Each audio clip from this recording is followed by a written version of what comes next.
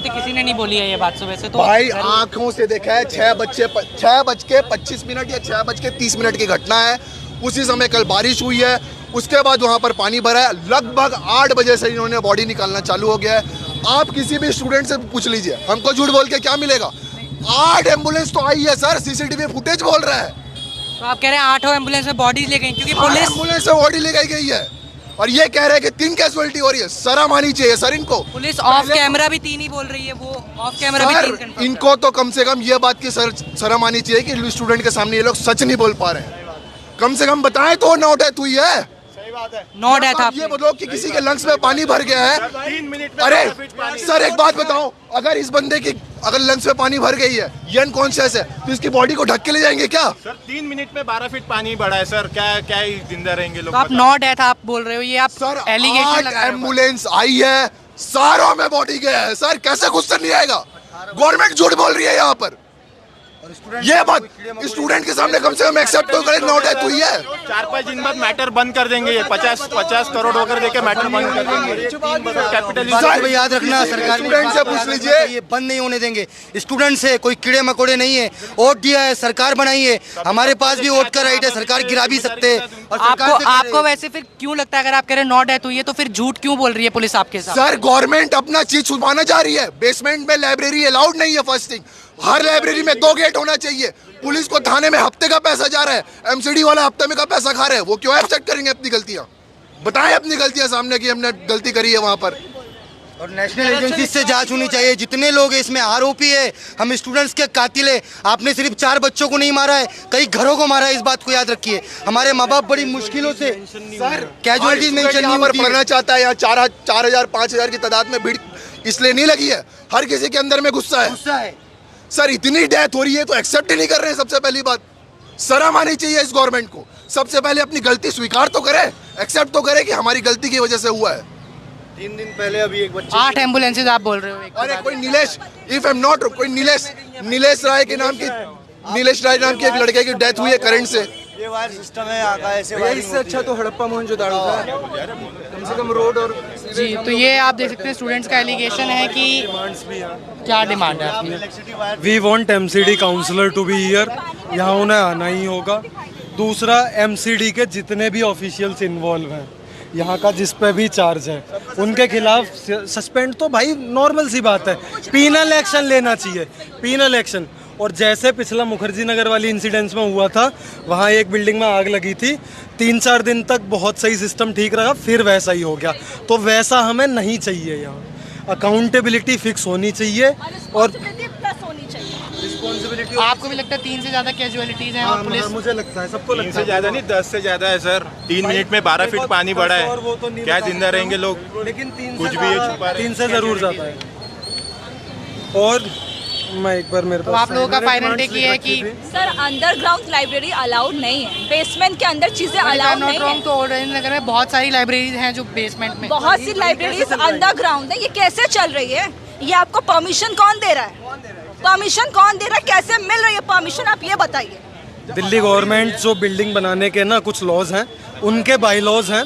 Bylaws में specifically mentioned है कि जो भी बेसमेंट है उसमें कोई कमर्शियल एक्टिविटी आप नहीं कर सकते।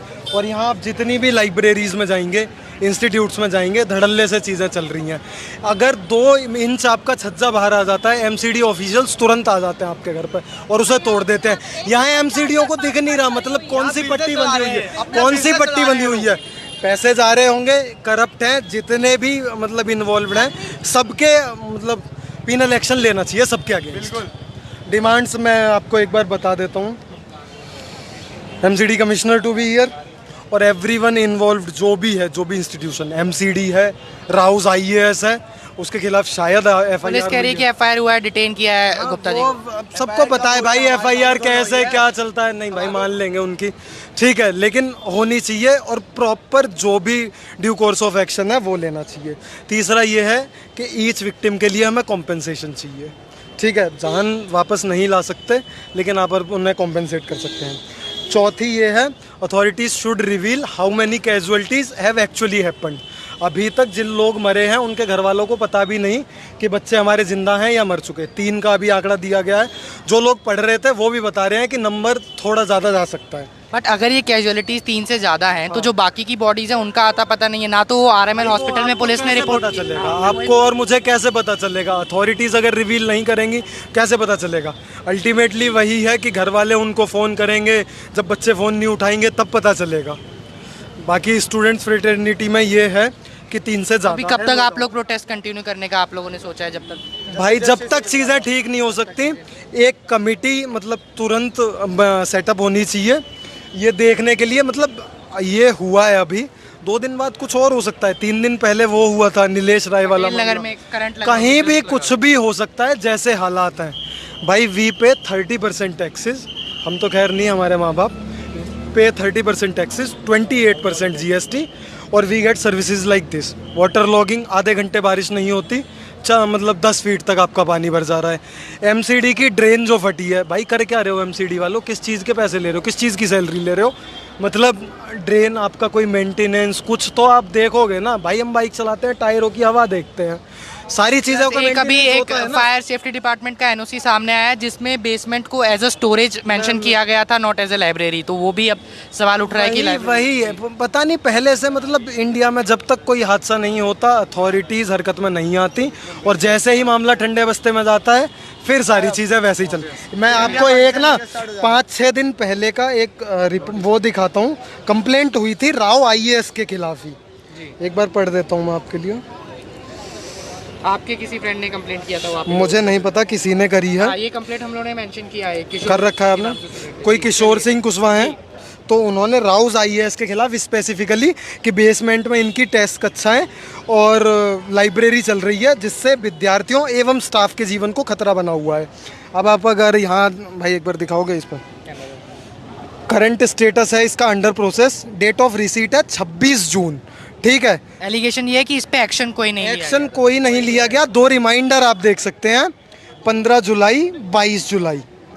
Sir it's very important. भाई बंदा बार बार रिक्वेस्ट कर रहा है, पता नहीं अथॉरिटीज़ क्या कर रही है। चलिए फेयर एनफ। तो ये स्टूडेंट्स हैं और 2 बड़े एलिगेशन स्टूडेंट्स की तरफ से लगाए गए। हाँ जी, जो भी कमेटी हो भाई, ये तो मतलब सिर्फ ऐसा नहीं कि कोई कोचिंग, लेकिन पीजी वाले भाई, कल को अगर किसी जो भी बंदे ये रह रहे हैं इनके पीजी में अगर आग लगती है तो निश्चित है ये मरेंगे।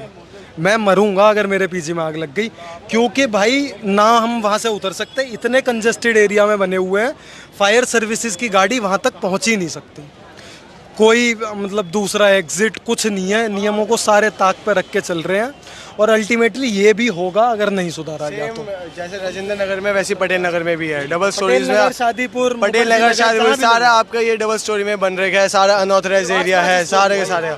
चलिए, तो ये यहाँ के स्टूडेंट्स हैं जिनका बड़ा एलिगेशन है कि 3 से ज़्यादा कैजुअलिटीज़ हुई हैं और पुलिस मिस रिपोर्ट कर रही है कैजुअलिटीज़ को। इस पर लिहाजा इन्वेस्टिगेशन होगा और उसके बाद कोई ऑफिशियल हो सकता है रिप्लाई भी अथॉरिटीज़ सबमिट करे। कैमरा पर्सन मदन लाल के साथ मोजो स्टोरी के लिए हर्षित शर्मा।